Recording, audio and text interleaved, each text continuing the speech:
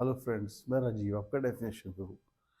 आज मैं जिस टॉपिक पे चर्चा करने वाला हूँ वो एआई, आर्टिफिशियल इंटेलिजेंस, सिक्योरिटी से जुड़ी हुई है।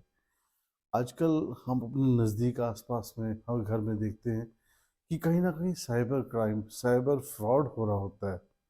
कभी किसी के पास फॉल्स कॉल आती है, कभी किसी रिश्तेदार की वॉइस क्लोन करके, कभी किसी सेलिब्रिटी की इमेज, उसकी फ़ोटो के साथ अलग अलग वीडियोस आती हैं।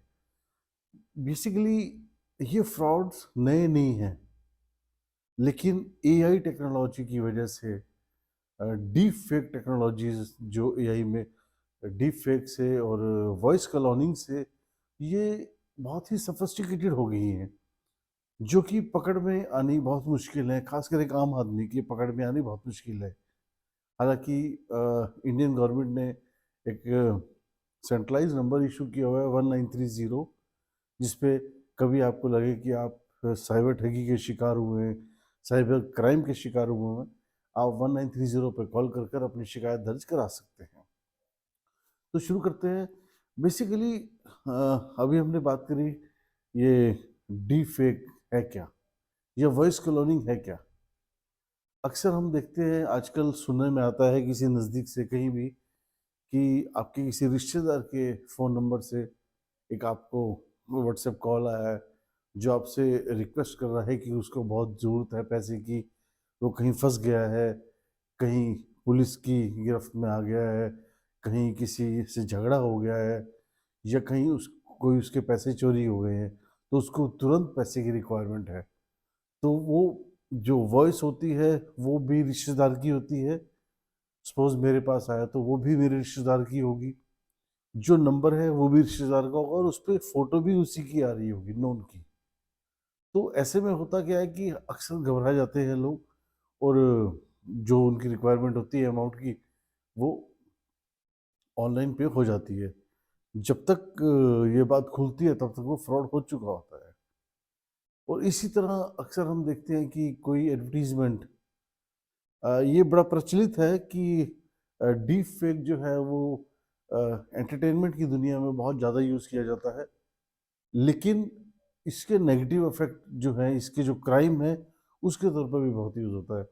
एंटरटेनमेंट की दुनिया में किसी हीरो ने, किसी मॉडल ने किसी एक चीज़ की एडवर्टीजमेंट करी, उसकी वॉइस से और डीप फेक से, टेक्नोलॉजी से उसको, उसका क्लोन बनाकर उसी कंपनी की दूसरी एड में वो प्रेजेंट कर सकता है, जिससे उसका टाइम भी बचता है और उसको वहाँ मौके पे प्रेजेंट होने की ज़रूरत भी नहीं पड़ती।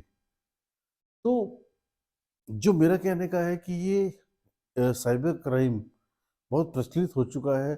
ये स्पेशली दो बहुत कॉमन है।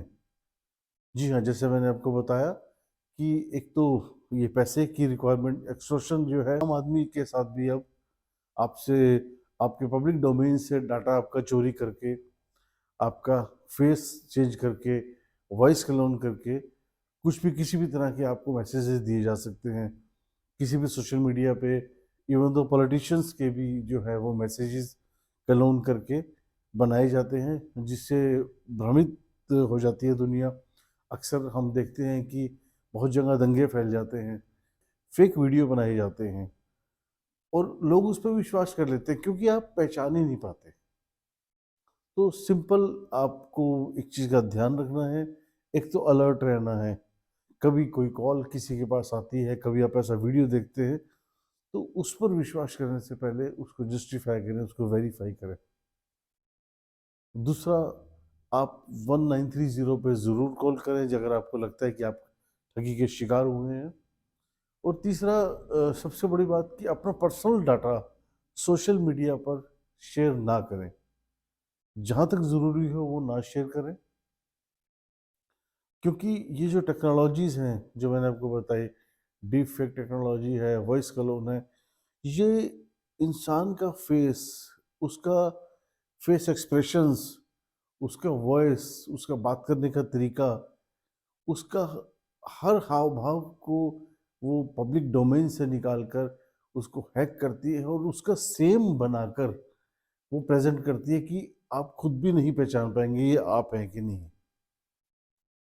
और लोग विश्वास भी करते हैं, जो जिसका जानकार होगा, नोन होगा, वो विश्वास कर लेगा। अभी अगर आपको बोला जाए कि अभी अमिताभ बच्चन को ऐड कर दे कि आप ये लॉटरी 5,000 रुपये की लीजिए, आपको डायरेक्ट केबीसी में एंट्री मिल जाएगी, तो दुनिया ले लेगी, लेकिन वो फेक होगा।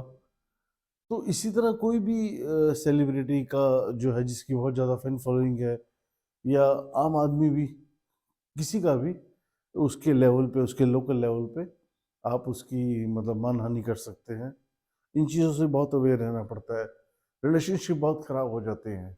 जी हाँ, अभी आज आज रिलायंस के क्लोन बनाकर फेक न्यूज़ कोई मार्केट में आ जाए, कल के कल पूरा शेयर मार्केट डूब जाएगा। तो फेक न्यूज़ बहुत मैटर करती हैं, लोग उस पर बहुत जल्दी विश्वास करते हैं। हमारे इंडिया के अंदर कंप्यूटर लिटरेसी लेस देन 50% है। लोगों को नॉलेज नहीं है, लोगों को मैसेज आता है, चेक करना आता है, फॉरवर्ड करना आता है, पर टेक्निकली लोगों को नॉलेज नहीं है, उनको पता नहीं है, क्योंकि कभी पढ़ाया भी नहीं गया है और ये चीज़ें आई भी अभी हैं।